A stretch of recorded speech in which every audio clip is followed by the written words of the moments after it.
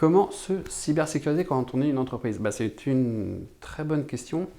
On a beaucoup de référentiels qui sont finalement des bons socles de réflexion, mais on ne fait pas de conformité pour la conformité, ça ne sécurise pas. Tous ces référentiels de conformité finalement disent la liste des thèmes à appliquer. Ce que ça ne dit pas, c'est dans chaque thème, en fait, il y a plusieurs niveaux de sécurité. Politique de mot de passe, authentification forte. Donc vraiment, jusqu'où on veut aller. Ce que ça ne dit pas non plus, c'est dans quel ordre on va travailler dessus. Les référentiels, ils sont plus ou moins gros, on ne peut pas tout faire d'un coup. Donc finalement, je fais quoi en premier? Et donc, la bonne approche, ça dépend. Il n'y en a pas.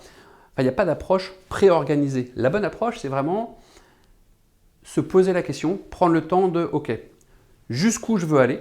Donc ça, c'est quel référentiel, à quel niveau, pour chacune des exigences. Ensuite, c'est de se dire, ok, mais moi, ma boîte, finalement, qu'est-ce que je veux protéger? De quoi j'ai peur? Contre quoi je veux me défendre? Est-ce que c'est plutôt mon outil de production industrielle?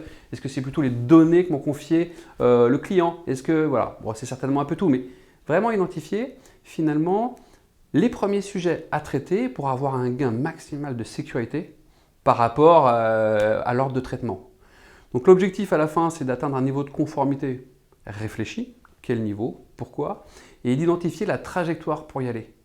Et ça, ça veut dire que ce n'est pas juste un consultant qui va venir, qui va vous dire c'est temps, il faut faire tout ça. C'est la boîte qui se connaît, qui va dire ok, voilà où on veut aller, voilà comment on va l'atteindre, et voilà les différents niveaux et les étapes à franchir et de façon un peu intelligente.